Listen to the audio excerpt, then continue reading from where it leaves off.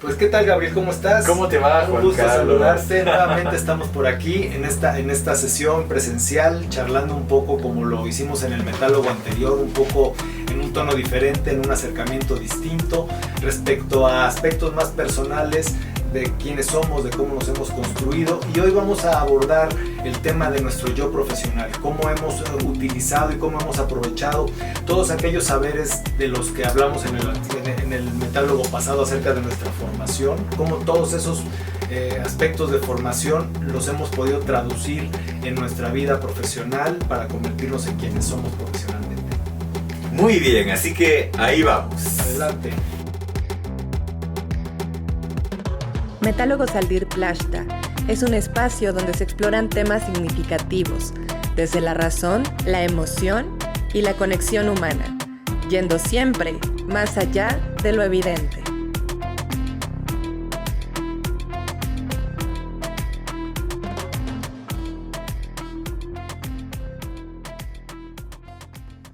Pues Gabriel, entramos en nuestro segundo segmento. Aquí la idea es que charlemos un poquito de nuestro yo profesional, de cómo hemos aplicado todos esos conocimientos, todos esos saberes que hemos ido adquiriendo con el paso del tiempo. Uh-huh.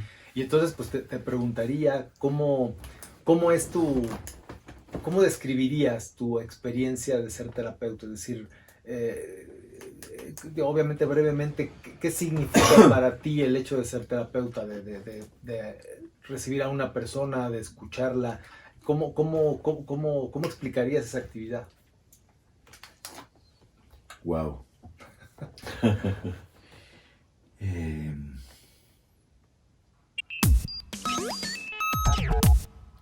Yo siempre percibí que cuando me encontraba con una persona que venía a pedirme ciertas cosas, en particular muchas veces que la ayude con algo, con lo que le estaba pasando en la vida, siempre sentí que de alguna manera, no sé cómo decirlo con palabras así que sean como, bueno, no importa, yo como me salga, o sea, Claro. como que era como un acto como sagrado, ¿no? Como que era algo que tenía mucho sentido, algo que era en parte ciencia, en parte en parte arte, en parte mucho misterio, ¿no? Eh, donde yo tenía que hacer como mis cosas, pero que la sanación no venía directamente de mí, sino que era como una especie de oficiante, ¿no? A ver, te lo voy a decir de otra manera. Yo lo que creo profundamente hoy, tal vez cuando empezaba en esto no me daba cuenta, yo lo que creo es que hay una figura que acompañó a los seres humanos desde el comienzo de los tiempos y probablemente lo continúe acompañando por el resto de los tiempos. O sea, en cada época de la historia humana siempre había una figura que oficiaba de sanador y durante varios milenios esa misma persona también oficiaba las ceremonias que tenían que ver con la espiritualidad del grupo, ¿no? Aquí en México puede ser el chamán, Claro. en muchas tradiciones, antiguamente el chamán, ¿no? O sea, esta persona de alguna manera encarga, por un lado, el desarrollo espiritual, el desarrollo personal, el acompañamiento en el crecimiento de la gente, y al mismo tiempo encarna un oficio que tiene que ver con la sanación. ¿Mm? Claro, en la antigüedad todas estas actividades estaban como indiferenciadas, juntas, unidas en una sola persona. Como tú sabes, porque nos lo enseñó tu amigo Wilber, con el advenimiento de la modernidad, ¿no? Se separaron estas distintas áreas de conocimientos, ahí apareció el sacerdote por un lado, que reinaba en la espiritualidad, el médico por otro, científico, que reinaba como en el mundo de la biología, de la materia, ¿no? Mientras que el sacerdote se ocupaba del espíritu. Y entonces luego el médico se subdividió en psiquiatras, y luego aparecían los psicólogos, y luego aparecían los coaches, y antes estaban los counselors, o los consejeros. Ya. Fíjate cómo cada poquitos años surge un nuevo rol. Mis estudiantes muchas veces me preguntan, ¿qué diferencia hay entre un terapeuta y un coach? Y en la universidad, cuando enseñaba en la universidad, me preguntaban qué diferencia hay entre un psicoanalista, un psicólogo, un psiquiatra, un counselor, un consejero. A ver, por supuesto que todas estas diferencias tienen distinciones que aportan algún sentido. Pero lo que yo hoy siento profundamente es que independientemente de cuál es la vestimenta que nos pongamos, y en cada época histórica las vestimentas son distintas, y las vestimentas también van a ir evolucionando con el largo del tiempo, pero lo que más me importa hoy es reconocer, lo que más siento y que expresa mi trabajo, es reconocer esas raíces, ¿no? Como si yo fuera como una encarnación en este momento y en este lugar del mundo, una rama más de este árbol milenario que tiene muchas ramas, que expresa esto que viene expresando desde el comienzo de los tiempos. La sanación, el sentido de la vida, la espiritualidad, el desarrollo, el crecimiento, el acompañamiento de los seres humanos en este misterioso camino de la vida, ¿no? Por ejemplo, entiendo que tu relación con el otro tiene que ver con ayudarle a él a encontrar su verdad, porque supongo que el propósito no es decirle normativamente, no es que lo que te pasa es esto, claro, y lo que tú tienes que hacer es aquello y lo otro, que probablemente sí. Ya pasé por eso cuando era muy jovencito. Sí. Pero ahora eso es con relación a él, pero ¿qué queda en el terapeuta? O sea, ¿qué significa la sesión para el terapeuta? O sea, el paciente, coachee, consultante, como cada quien le quiera llamar, va descubriendo sus propias verdades, se topa con pared, da un avance, evoluciona, involuciona y va en un camino. ¿Cómo experimenta? ¿Qué le pasa al terapeuta? Al terapeuta, a mí me alegra cada pasito que da mi consultante, me alegra cada pasito en la sanación, en el darse cuenta, me alegra el alma, me da satisfacción. O sea, de entrada lo que yo te quiero decir es que yo no me considero ni que sé mucho más, ni que estoy mucho más sano, ni que soy en nada distinto a cualquiera que viene a trabajar conmigo, ¿no? A veces a lo sumo me puedo sentir como algún hermano mayor, ¿no? Como alguien que tiene un poquito más de experiencia en algunas cosas y puede darse cuenta cuál es el mejor camino para lograr ciertas cosas, ¿no? Pero básicamente lo que me importa mucho a mí es el contacto humano. Me da mucha satisfacción cuando de verdad se produce contacto, ¿no? Que no es algo muy frecuente en la vida. Las personas, y más en esta sociedad moderna, vivimos muy aisladas, somos muy individualistas, más después de la pandemia, todo el home office, el trabajo online, ¿no? Por eso las sesiones online no me resultan tan satisfactorias, el trabajo online con grupos no me resulta tan satisfactorio como el encuentro persona a persona, ¿no? Como lo estamos teniendo ahora nosotros.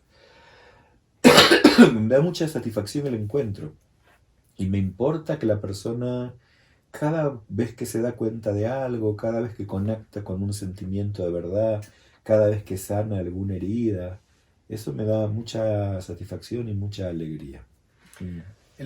Cuando un escritor, cuando escribes, tienes una mala tarde, pues no te sale ni un renglón, no te sale ni un párrafo y estuviste dándole vueltas al papel, pero no funcionó. Pero yo tengo la impresión de que un terapeuta no puede tener una mala tarde, porque está ante una persona que le están pasando cosas en ese instante. O sea, ¿cómo tener puras buenas tardes? Ajá. No lo sé. No es verdad eso, ¿eh? Por lo menos en mi experiencia, las malas tardes o las malas mañanas o las malas noches, o sea, son como cualquiera, ¿no? O sea, por supuesto que tenemos los terapeutas que entrenarnos en disociar, ¿no? Y si estamos personalmente muy conmovidos o muy enojados o muy tristes por cualquier cosa que nos pase en la vida personal, podemos disociarnos y tenemos como un entrenamiento en poder como oficiar nuestro oficio, ¿no? Sin que se vea tan contaminado. Esto es lo que nos enseñan en la universidad y lo que nos entrenamos.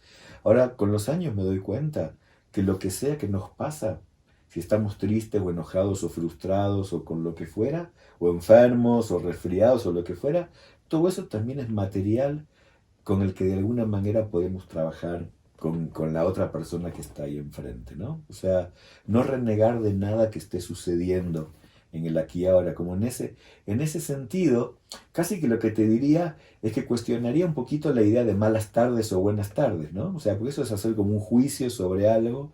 Entonces, como que si estoy triste porque me pasó algo en mi vida, entonces eso es una mala tarde y me va a impedir trabajar. Yo he encontrado con los años, no, que un terapeuta toma su tristeza, ¿m? Y la usa para decir, mira Juan Carlos, hoy estoy como triste, y entonces a ver, ¿qué tiene que ver lo que me pasa a mí con lo que tú me estás trayendo? Porque otra cosa que aprendí en la vida, y esto lo aprendí de Stan Grof, ¿no? De la holotrópica, él hablaba de que siempre hay como un cosmic setup, ¿no? Como hay una puesta en escena cósmica, hay un director, bueno, algunos lo llaman Dios, pero pongámosle cosmic setup, sí, sí.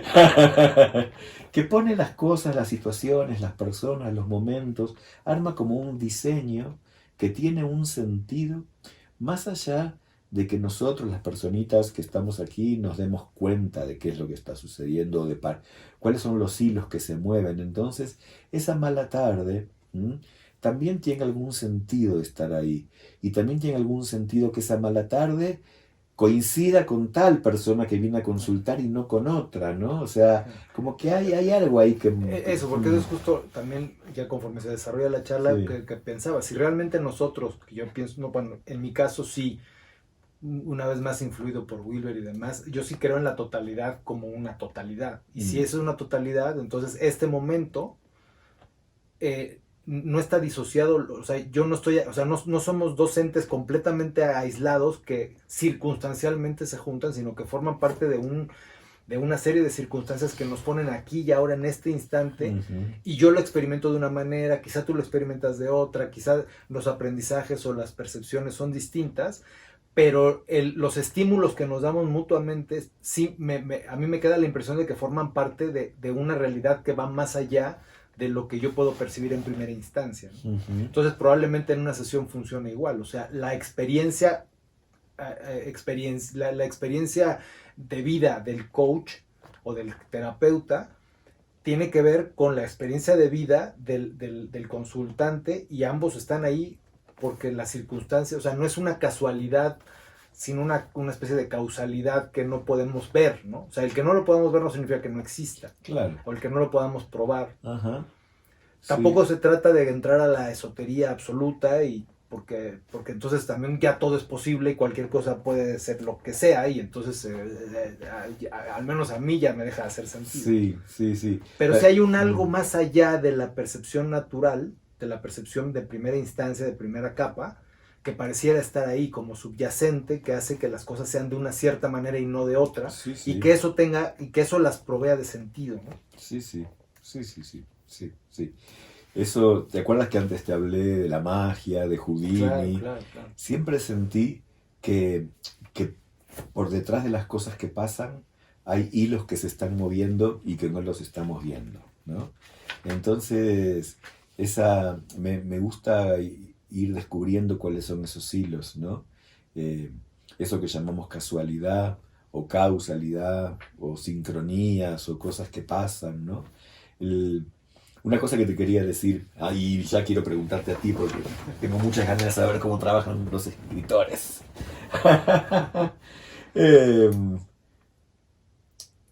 Es que cuando yo estudiaba en la universidad, un tema era si la psicología era una ciencia o no, ¿no?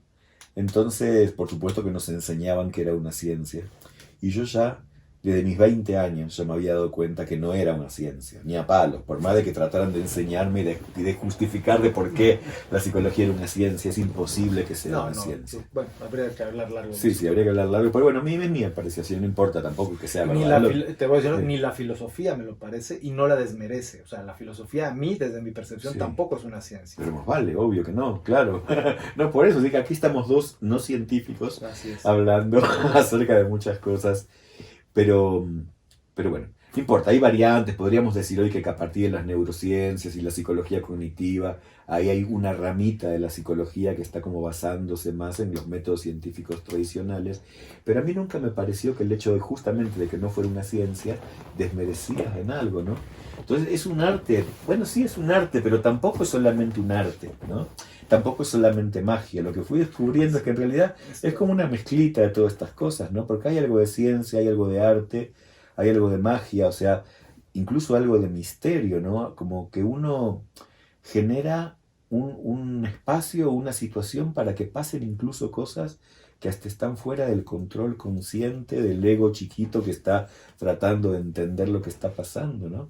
Eso se ve mucho, tal vez no tanto en sesiones de terapia o de coaching individual, sino con otro tipo de tecnologías que son las que más me importan en este momento, como la danza primal, todo el trabajo con la corporalidad, con grupos, con los talleres, como estoy yo trabajando más actualmente, ¿no? Como generando situaciones, generando experiencias donde a la gente le pasan cosas que tienen que ver con autodescubrirse y con crecer. Y muchas de esas cosas no son racionales, por supuesto que no son científicas, pero son súper importantes, interesantes y hay mucho más allá, ¿no? O sea, hay mucho más allá de lo que podemos comprender, ¿no? Cada vez estoy más convencido de eso. 2 últimas. Sí. Maestro, terapeuta. ¿Qué pasa? ¿Cuál de las 2? ¿Tengo que elegir una? No, a ver, es una pequeña Sí. desafío, digámoslo así, pero Ajá. resuélvelo como quieras. O sea, las dos siempre formaron parte de mi vida, ¿no? Las dos me gustan mucho, las dos me realizan, las dos son formas de ser. Y no las siento como cosas diferentes, ¿eh? O sea, yo me doy cuenta, mira que ya, a ver, no soy tan viejo, pero como estudié muy de jovencito, me recibí de psicólogo a los 23 años, así que 23, o sea, ya tengo como más de 35 años de profesión, ¿no? O sea, y lo que más me doy cuenta es que siempre hago lo mismo. O sea, siempre hago lo mismo, con distintas técnicas, en distintos contextos, con distintos ropajes, con distintas teorías, con distintos encuadres, en cursos, en talleres, en clases, en la universidad, en mi consulta, en cualquier lado, siempre hago lo mismo. O sea, trato de que las personas aprendan y que las personas sanen. No hay diferencia. Cuando estoy en terapia con una persona, de pronto también hace falta que le enseñe algo, que le explique algo, que le cuente algo acerca de que esa persona no lo había, que le amplíe como un horizonte, que yo le pueda mostrar cosas que las personas no habían visto, es una manera de enseñarle algo. Aunque lo que le estoy enseñando es lo que ya tiene adentro y no se daba cuenta de lo que tenía, ¿no? Y cuando enseño, no puedo sacarme el terapeuta que soy, o sea, porque a mí no me interesa en lo más mínimo que la gente aprenda por la pura acumulación enciclopédica de conocimiento, o sea, todo lo que yo enseño tiene que ver con esto del desarrollo personal, del aprendizaje, de la sanación.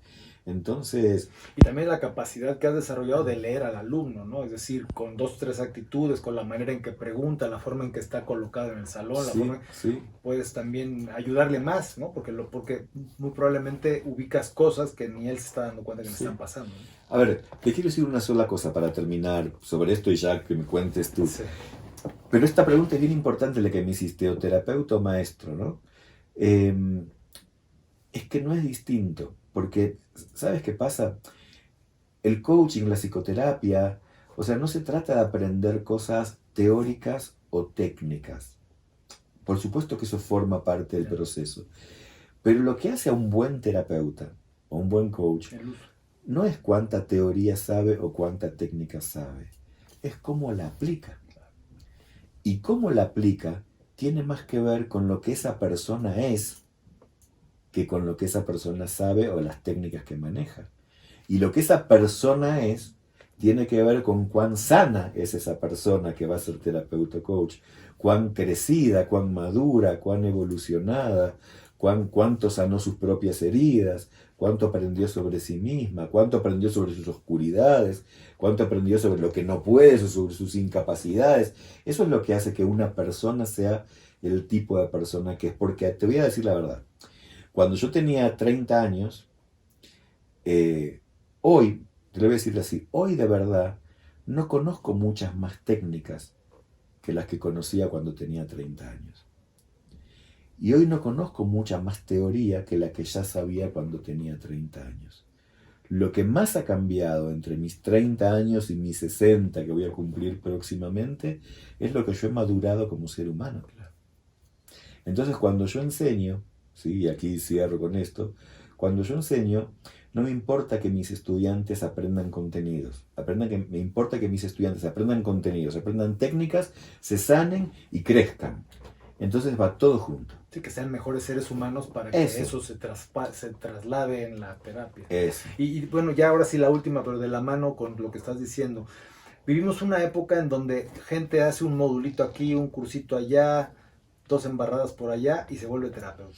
Sí. Empiezan a anunciarse, como conocemos a varios, se me hace. Sí. Y no más allá del desprestigio que puede implicar para la práctica, el peligro que implica o sea, ¿qué tan imprudente puede ser para meterte a trabajar con gente cuando no estás habilitado para eso? ¿No? O sea, a mí me asusta, ¿no? O sea, esa gente que te vende humo realmente no sabe lo que está haciendo. Y ahora es muy fácil, o sea, no es fácil ser terapeuta en el sentido de que si tienes que ir a la universidad, estudiar psicología, esa es una barrera. El poder estudiar coaching casi por correspondencia en 15 minutos, sí es un peligro. O bueno, al menos así lo visualizo. No sé cuál sea tu opinión de esa oleada cada vez mayor de coaches que salen de algún sitio. Sí. Y que van a atender a gente. Entiendo que puede ser, bueno, mejor tú di que, ¿sabes? Sí, mira, la verdad que esto daría para hablar una hora entera, pero voy a tratar de resumirlo en un par de puntitos. A mí también me preocupa. Y también entiendo que puede surgir daño de esto, ¿no? Pero por otro lado, también pienso que mi profesión, y te voy a preguntar lo mismo luego con la tuya, que mi profesión está en transición, o sea, está por cambiar, o sea, el mundo está cambiando demasiado rápido, el mundo se está transformando demasiado rápido como para que un psicólogo hoy pueda trabajar como trabajaba hace 30 o 40 años atrás, ¿no? Cuando yo era adolescente y cuando yo empecé a estudiar en la universidad y me empecé a formar como psicólogo, lo normal era que hiciéramos terapia 3 sesiones semanales de 1 hora, ¿sí? Luego fueron 2, hoy lo usual es 1 en Argentina. Cuando voy a dar coaching o terapia en México, ningún mexicano se le ocurre la idea de que una persona puede estar en terapia 1 vez por semana durante un par de años.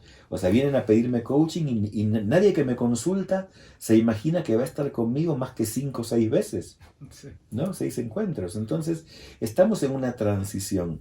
Y como estamos en una transición, yo no puedo saber qué es lo que va a venir después. O sea, yo tengo una formación muy tradicional. Pero entiendo, bueno, muy tradicional ya te darás cuenta que no, pero dentro de lo que no es tradicional, es muy tradicional, ¿no? Pero como la cosa está cambiando tan rápido, no sé qué es lo que va a venir después. Eso como me hace relativizar mis juicios sobre estos cursos cortos, como que la formación hoy sin duda no es la misma que era antes y tal vez no sea la misma que va a ser en el futuro. Pero el otro elemento que también quiero incorporar es que cuando yo me recibí de psicólogo y empecé a atender, tenía 23, 24 años. Era un pendejo con todas las letras, ¿sí? Y tampoco entonces, por más que había pasado por la universidad, era un gran terapeuta. O sea, el hecho de haber pasado por la universidad no significa que seas un buen terapeuta. Y el hecho de que hagas cursos cortos no significa que seas un mal terapeuta. Y también, como hay algo que maneja los hilos que no somos nosotros, cada persona recibe la ayuda de quien la pueda recibir en el contexto y en la forma. Entonces, la verdad que si bien me preocupa, no es un tema que me deje sin dormir. O sea, creo que como que no soy partidario de hacer un juicio muy severo sobre esto, porque los mecanismos de ayuda son muy inciertos, muy amplios. O sea, de pronto muchas personas experimentan que no es un terapeuta diplomado el que te va a ayudar. De pronto es un amigo, de pronto es el sacerdote, de pronto es la camarera que te atiende todos los días en tu bar donde vas a tomar el desayuno y que te da una charla que te hace pensar ciertas cosas. De pronto es una novia, un novio, un amante, un hijo, una hija que te plantea cosas de pronto es un accidente, es una enfermedad, es la enfermera que te atendió mientras estabas internado en un hospital. O sea, como que la sanación que necesitas puede venir de lugares tan distintos, ¿no? Yo enseño y formo a muchos terapeutas y coaches y a veces me doy cuenta observándolos trabajar. Espero que no me escuche ninguno de mis estudiantes. No, porque los que te van a entender Sí, van a decir ese no soy yo. claro, pero muchas veces lo que veo es que aún haciendo las cosas mal, ayudan. Aún aplicando la técnica de una manera que no sea la correcta o eficiente, igual ayudan, ¿no? Por eso no tengo un juicio tan severo sobre todas estas cosas. Por supuesto que no me gustan, por supuesto que me parece que es riesgoso. Claro, y sobre todo porque, por ejemplo, aquí tú pones un ejemplo de alguien que con buena intención hace lo mejor que puede. Claro. Lo que pasa es que también hay mucha gente que es muy mercenaria, ¿no? Y que te da, por ejemplo, que se abre un canal de YouTube que construye una serie de videos llamativos respecto a que te va a dar prosperidad económica. O sea, se enfocan a cosas muy vendibles. Y después te construyen una serie de cursos y de cosas que te ponen hasta en riesgo financiero, si fuera Sí, el caso. O sea, sí, te sí, ponen sí. en el riesgo de lo que te están vendiendo, ¿no? Sí, sí, Fitness. sí. Y te ponen en el riesgo físico, ¿no? Sí, sí, O sí. de dietas y te ponen en el riesgo alimenticio, Sí. con tal de venderte un curso o de hacerte sin Sí. la preparación apropiada. O sea, en fin. Sí. Juan Carlos, o sea, por supuesto que me doy cuenta de eso, por supuesto que esto existe. ¿Qué quieres que te diga? Así es el mundo. No. O sea, es luz y sombra. Y también, bueno, y podríamos concluir con que también uno como cliente, coach y consultante tiene una responsabilidad de saber a quién le estás dando tu energía y en manos de quién te estás poniendo. Eso te iba a decir. Hay ¿no? una responsabilidad. Eso te iba a decir. O sea, si tú te dejas seducir por ese tipo de cosas, bueno, hay algo ahí que tendrás que ver ahí, ¿no? O sea, es mutuo esto. Esto es mutuo, ¿no? Es como en una pareja. O sea, siempre es de a dos, ¿no? Es seguramente si tú tienes que elegir una institución donde estudiar o donde formarte, o incluso si alguna vez quieres tomar sesiones con un coach, estoy segurísimo que tú vas a investigar, vas a averiguar, vas a leer, vas a ver los antecedentes, vas a preguntar, vas a buscar referencias. Bueno, si haces eso, seguramente no caerás en ninguno de estos lugares tan horribles de los que estás mencionando antes. Ahora, si no haces nada de eso y caes en alguno de esos lugares o alguna de estas personas, bueno, pues algo tendrás que aprender de esa experiencia también, ¿no? Sí, eso es muy cierto. Y también saber que así es el mundo, o sea, buenos y malos, honestos y deshonestos hay en todas las ramas. Capaces e incapaces. Capaces e incapaces hay en todos lados. Sí. Absolutamente. Muy bien, muy bien. Ahora es mi turno de preguntarte a ti. Déjate venir. Juan Carlos, ¿qué es lo que buscas cuando escribes? Algo mencionaste antes, ¿no? Pero ¿qué es lo que buscas? ¿Qué es lo que te importa al escribir? ¿Qué es lo realmente importante para ti? No siempre está del todo claro, pero me parece que a partir de pensarlo y de hacer introspección al respecto, eso creo que hay un tema de compartir, como bien lo dijiste, o sea, acumulas y hay un punto en el que o explotas o lo compartes. Por otro lado, la escritura es una manera de entender, ¿no? O sea, muchas veces empiezas un texto sabiendo el tema, pero no sabiendo exactamente qué vas a decir, ¿no? Y en el desarrollo del tema, tú eres el primero que te enteras, ¿no? O sea, incluso en una novela, hay gente que parte de nada, ¿no? O sea, de una idea y empieza a escribir. Yo sí necesito un poco más y genero una estructura, pero no sabes todo. Y hay cosas que vas descubriendo, y en ese descubrimiento tú también descubres cosas, y también descubres enfoques, y descubres cosas que no sabías que iban a emerger y no sabías que iba a aparecer. Entonces yo creo que lo primero que yo escribo es para yo saber, para yo conocer, para yo poner en orden lo que tengo en la cabeza, para entender. Sí. Entender es una motivación súper fuerte para ti, ¿verdad? Sí, sí. Por eso estudiaste a los grandes filósofos, por eso la tienes a Wilber del que hablaste antes.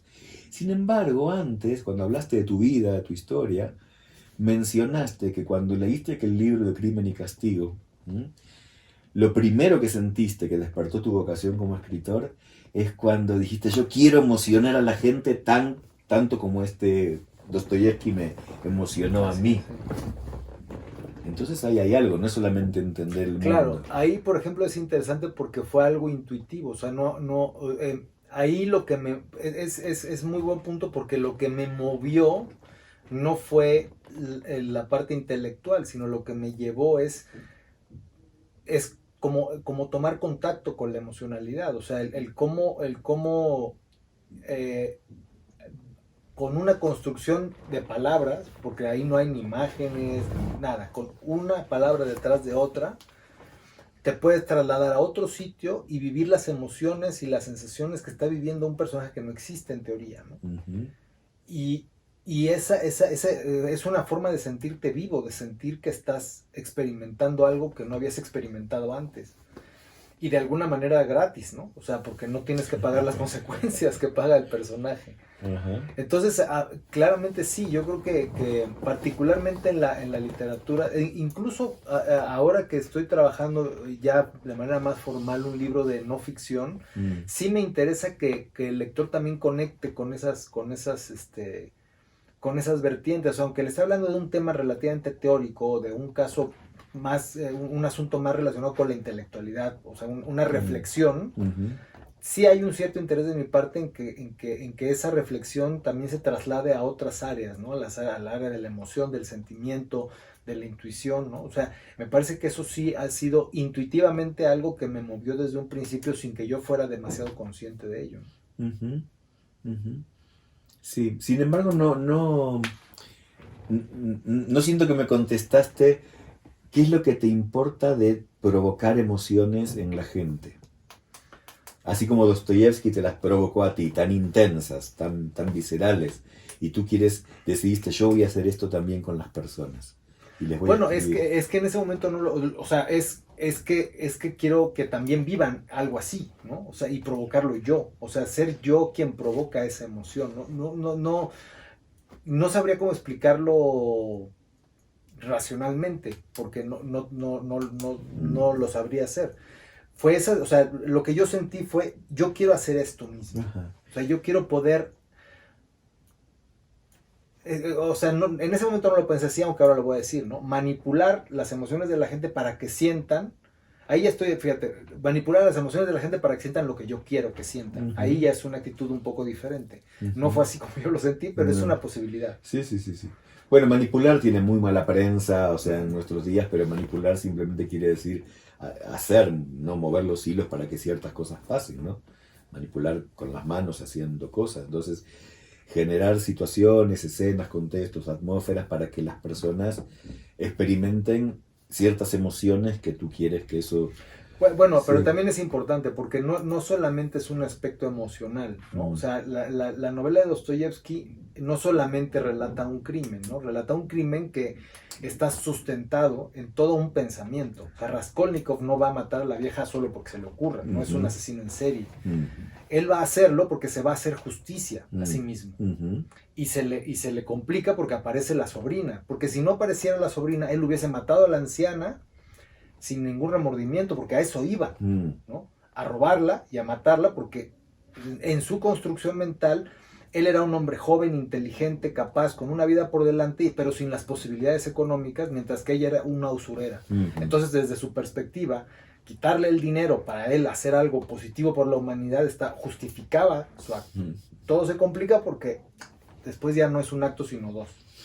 Pero él hace esa sensación, o sea, ahí es lo que a mí me movió y lo que me sacudió de la novela de Dostoyevsky. O sea, toda una construcción de ideas para sustentar un acto que una vez realizado no tiene las consecuencias que tú pensabas. Entonces, para mí era doble, era la sensación, pero además la implicación ética y moral de las acciones.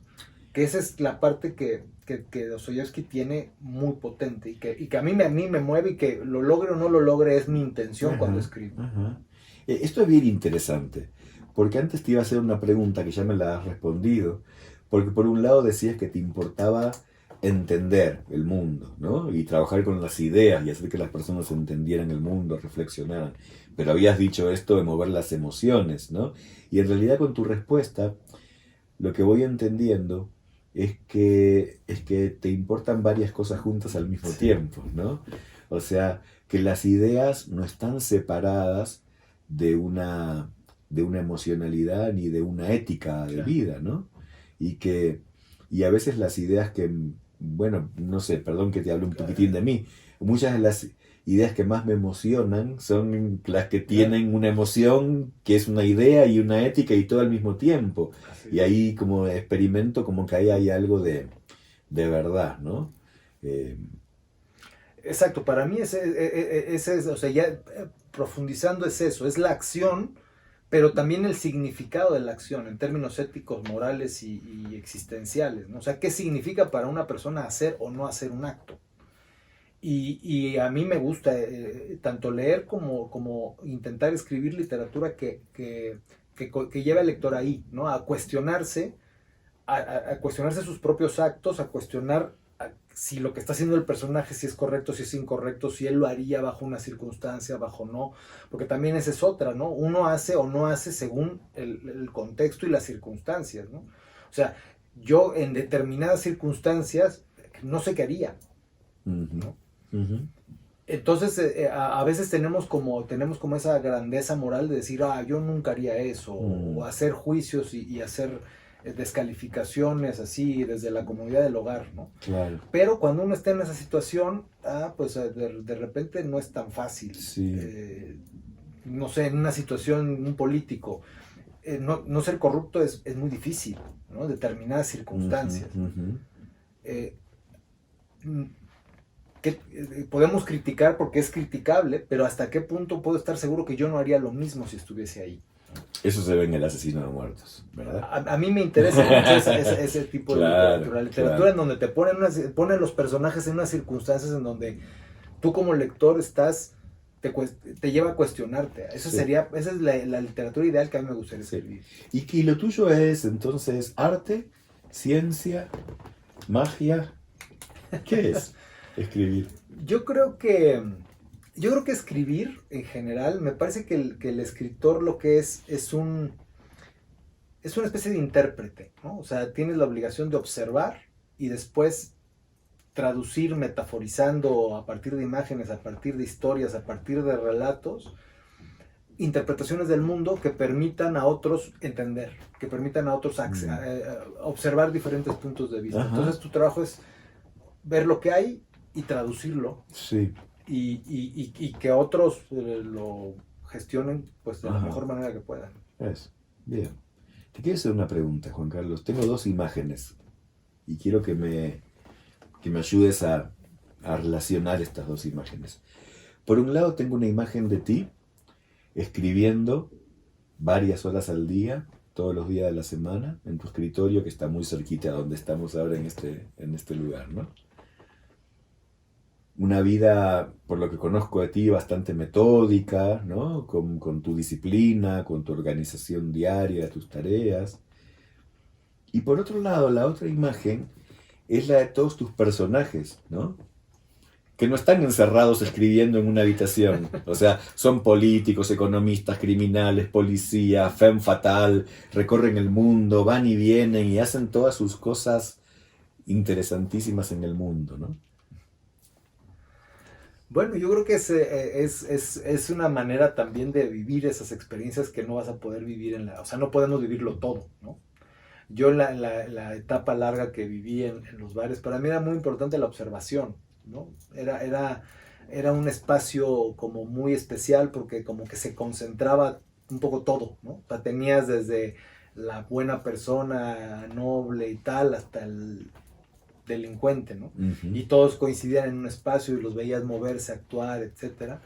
Y obviamente para mí es muy claro que a mí no me toca vivirlo todo, ¿no? A mí me toca una postura más de observación y de reportar lo observado, ¿no? Interpretarlo. O sea, creo que ahí es donde viene el trabajo que va desde el genio hasta el que pues es artesano y hace lo que puede, ¿no? Ese proceso ese intermediario de traducir, de recibir y traducir. Hay quien lo hace brillantísimo y hay quienes lo hacemos como podemos. Pero en ese trabajo está la... Deja que eso lo juzguen tus lectores. El asunto es que tu trabajo un poco como escritor es es observar y traducir, ¿no?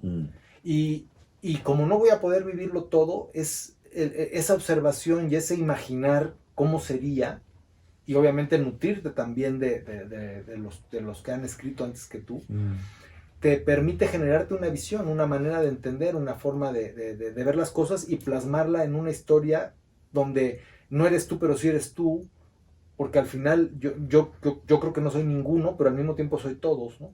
Entonces, y ahí ya, bueno, ese ya viene la parte mía de cuando yo veo lo que escribí, digo, Sí. santo Dios, ¿no? Mira, como terapeuta, claro que yo te diría que tú eres cada uno de tus personajes. O por lo menos cada uno de tus personajes Tiene un elemento. ¿Sí? tiene algún elemento, es una vocecita que habla dentro de tu cabeza. Si no estuviera esa vocecita hablando dentro de tu cabeza, previamente a la escritura, no podrías escribirla, ¿no? Ay, sí. O sea que cada personajito. Bueno, me llamó mucho la atención esto que dijiste, observar el mundo y traducirlo, porque ahí sentí un gran punto de contacto. Para mí, tanto el observar el mundo como el buscar forma de traducirlos son como dos cosas ejes muy centrales también de mi trabajo. Yo también me siento como un observador Claro. del mundo. Y es ¿no? muy curioso porque, no sé si a ti te pase, pero a mí sí me ocurre que si yo voy a una reunión, yo nunca, o sea, ni siquiera en mi cumpleaños soy el centro de la fiesta, ¿no? O sea, normalmente tomo una actitud lateral y observas, analizas, ves los movimientos, quién fue a dónde, por qué, Claro, qué dijo, cómo sí. lo dijo, cómo se sentó, Claro. si bebió mucho, si bebió poco. Y no tanto porque podría ocurrir, ¿no? Por juzgar, pero no tanto por juzgar, sino por Sí, es por así, ver qué está pasando, ¿no? O sea, tu como... forma, tu naturaleza. Claro. Sí. Y ahí, por ejemplo, ahí puedes ver como los diferentes tipos de temperamento, ¿no? O sea, hay la gente que está para ser el centro de atracción, está la gente que está para atender a la gente y se diga, no, ¿qué te traigo? Te traigo una copa. Sí. Y está el otro que te aplaude al que está en el centro. O sea, se forma una serie de dinámicas donde los diferentes temperamentos, o sea, porque si pones a 8 tipos que son el centro de la fiesta juntos, pues supongo que se asesinan. Claro. Cada quien tiene que asumir un rol para crear el entorno. Bueno, me doy cuenta, como lo estás diciendo, incluso con el énfasis en que lo dices, que te encanta ser el observador de esto, porque solamente observando puedes descubrir cómo funciona. Y ahí viene la otra parte que te encanta entender cómo funciona esto. Y para poder entender cómo funciona, tienes que observarlo.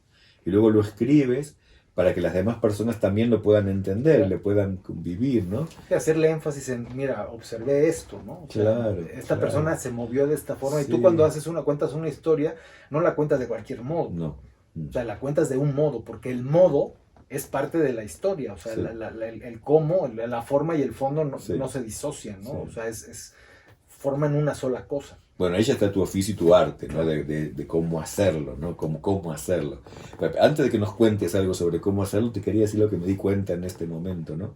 Cuando te hice la pregunta, el Juan Carlos metido en su estudio escribiendo, mientras que sus personajes van por el mundo, ¿no?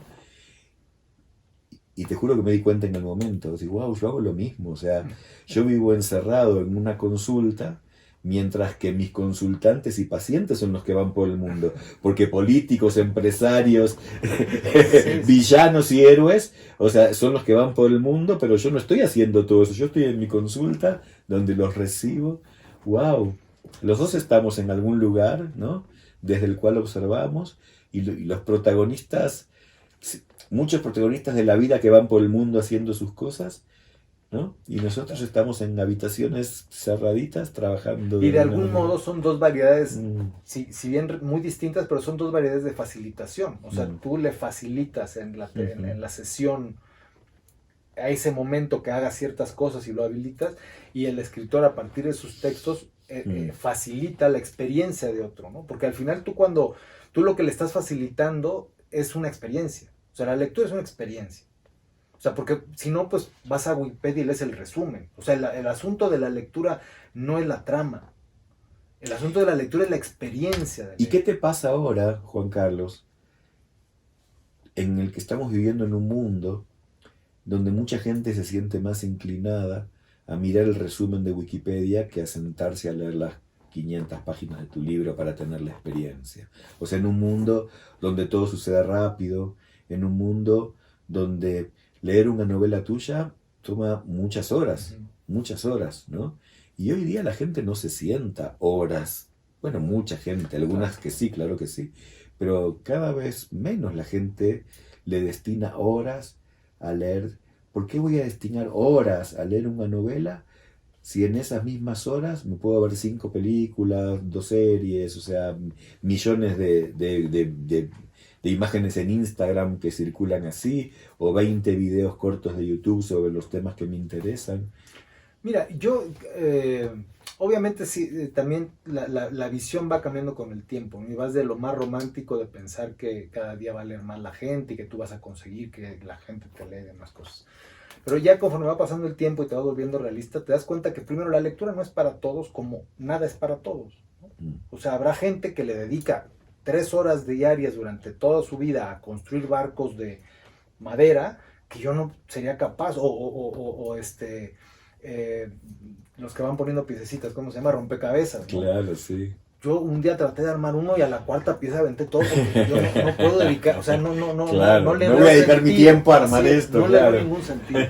Entiendo que con la lectura es lo mismo, ¿no? Claro. Me parece que lo que sí cada vez hay más personas, pues eventualmente, o sea, porque si nos vamos a otra época, porque esas nostalgias recurrentes que suelen, como siempre el otro tiempo fue mejor. No necesariamente, porque hasta hace no mucho había un porcentaje amplio de la población que ni siquiera sabía leer. En las grandes épocas de la literatura, en el siglo XIX, por ejemplo, con los grandes novelistas, Tolstoy, Sí, claro. Dostoyevsky, los franceses como Sí. Víctor Hugo, Balzac y demás, ¿cuánta gente, qué porcentaje de la población leía esas historias? No sé. Seguramente un mínimo, porque de entrada, ¿cuánta gente podía en la época de la Revolución Francesa comprar el periódico diario?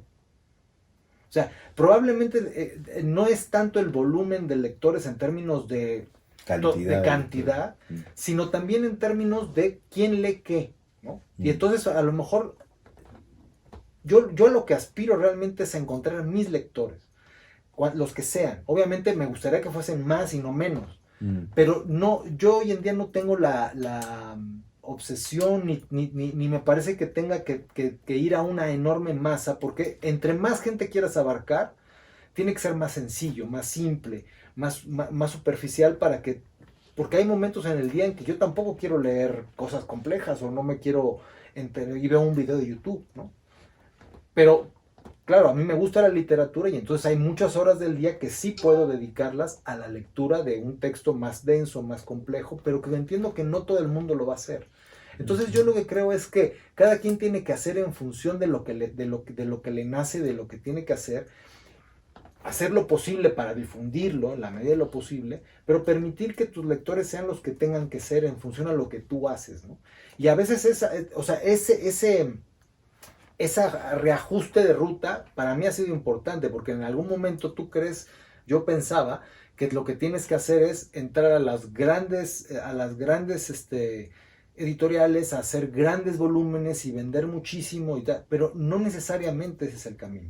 Y si lo será pues porque circunstancialmente, pero no es al menos para mí no es la meta. La meta es yo hacer lo mejor que esté en mí para que quien me tenga que leer lo haga, entendiendo que no necesariamente la literatura y la lectura pero a lo mejor influyes, porque a lo mejor te lee alguien que después hace una serie de Netflix que lleva algo de lo que tú tienes y se comparte, ¿no? Entonces, para mí hoy en día no es tan problemático y no creo que la literatura se acabe, porque el ser humano necesita contar historias y porque cada medio tiene su punto, ¿no? O sea, lo que puedes contar en imagen tiene una eficacia, una efectividad, una rapidez, pero también es mucho más, te satura mucho más fácil porque ves demasiadas, ¿no? La literatura te genera otro tipo de imágenes, tienes que construir tú, o sea, son experiencias diferentes. Sí. Entonces me parece que no se sustituyen, aunque efectivamente, pues sí hay un incremento sustancial del tiempo en pantalla con relación al tiempo frente a un texto, pero al final tampoco yo en lo personal puedo hacer nada. Yo creo que hay una evolución natural en donde hay un reacomodo y probablemente baje, probablemente suba, probablemente también la gente se canse. Yo escuché algún testimonio de gente relacionada con el mundo editorial que al principio de la pandemia hubo una explosión de ver series, Netflix y demás, y después hubo una bajada y se levantó un poco el mercado editorial, ¿no? O sea, ya hay un punto en el que ya veo 16 episodios de una serie en un día ya. O sea, necesito otra experiencia. Sí. Entonces, me parece que unas cosas no atropellan a las otras, o a lo mejor un poco sí, pero al final es lo que habrá. Es un poco como la pregunta que tú me hiciste antes de los coaches que se forman en un seminario de fin de semana, o se forman online. O sea, como un poco todas estas formas nuevas, de narrativas nuevas, incluso de Instagram, de cosas que... Muy simple. simple. Y no, TikTok, o todas estas cositas que existen, me hacen acordar a eso. Y la respuesta que tú me das, ¿no?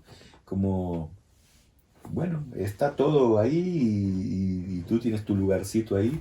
Y si tú eres el que eres, o sea, vas a seguir siendo el que eres y haciendo lo que haces, ¿no? Y es importante no perder de vista que particularmente las grandes editoriales son negocios. O sea, ellos se dedican a vender libros, no a promover la literatura. Entonces ellos lo que buscan son productos que se vendan fácil y que se digieran y que la gente pueda estar... O sea, la cantidad de novedades que salen mensualmente son imposibles de seguir, ¿no? Claro. Y por supuesto que de pronto yo me encuentro con libros y digo, bueno, pero... O sea, este papel no debió de haberse usado para esto, ¿no? Pero bueno, al final es parte de un mercado, ¿no? Y al pertenecer a un mercado, pues tú tienes que tomar decisiones respecto a qué quieres hacer. Quieres abarcar a muchos clientes, quieres irte a un nicho, quieres... y además está sujeto a muchos otros condicionamientos que no necesariamente dependen de ti, ¿no? Entonces, para ir cerrando, Sí. El mundo es enorme, los hilos que se mueven son infinitos, no manejamos todos los hilos. Tú haces lo tuyo, yo hago lo mío, los que resuenan con eso se mueven ahí como con nosotros, a ti te leen, a mí vienen a mis talleres o me consultan o vienen a mis clases y resonamos con eso, pero al mismo tiempo creo que coincides en que así como yo te decía antes que el oficio de la terapia está como en transformación porque el mundo está cambiando, lo mismo está pasando con la literatura. O sea, narrativas va a haber siempre, así como este hombre que yo te decía, hombre o mujer hay que decir ahora, ¿verdad? Que conciliaba la sanación y el desarrollo personal y la espiritualidad existió desde siempre. También esos hombres contaban historias, ¿no? También podríamos decir que esto de narrar historias siempre estuvo en la historia de la humanidad y probablemente siempre sigue estando en la humanidad.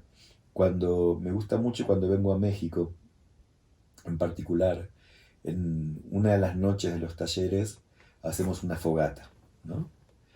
Porque lo hacemos justamente en la casa de una amiga, Claudia Sabiñón, que tiene esa posibilidad de hacer en su jardín una enorme fogata. Y el grupo se reúne alrededor de la fogata y compartimos ciertas cosas que tienen que ver con lo que estamos trabajando en el taller, ¿no? Y apenas empezamos la fogata, al anochecer, y el grupo se pone ahí en ronda, siempre me pasa lo mismo, ya van varios años, me viene como una emoción, porque en ese momento siento esto que te comenté antes, que de verdad estoy encarnando ese personaje que desde el origen de los tiempos, ¿sí?, se para con un grupo de personas y hacemos un círculo de palabras alrededor de una fogata, donde también hacemos narraciones, ¿sí? Y me agarra como una sensación ahí muy esperanzadora, la verdad, porque te digo que en ese momento siento, bueno, todo está pasando muy raro hoy en el mundo, pero mientras siga habiendo un grupo de personas que se sigan reuniendo alrededor del fuego para hacer un círculo de palabras, compartir, escuchar narraciones y compartir con todos, como que la humanidad tiene una esperanza. Y ahí me agarra ese sentimiento de esperanza que otras tantas veces no me viene, ¿no? Pero en ese momento sí me viene, ¿no?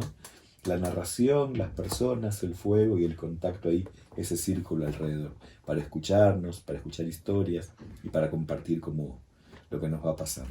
Ahora, yo con relación a lo que dices del cambio del mundo, sí hay algo que sí me inquieta, y es el que se haga una idea que además yo creo que hay ciertas élites que no la comparten y por eso son élites, de que no importa tanto cómo lo hagas y que la técnica no importe, que el trabajo no importe, que todo un poco como salga y un poco como quitarle peso al trabajo cuidadoso, ¿no? Y creo que eso sí es algo que puede demeritar, ¿no? O sea, el no comprometerte con lo que estás haciendo, lo que sea que te toque hacer, y hacerlo al 100% en lugar de simplemente cumplir. Me parece que esa parte sí, no sé si no estará ocurriendo un poco, ¿no? O sea, el tema de darle demasiado peso al ocio, no sé exactamente cómo decirlo, pero sí siento que hay un debilito, o sea, sí, quitarle peso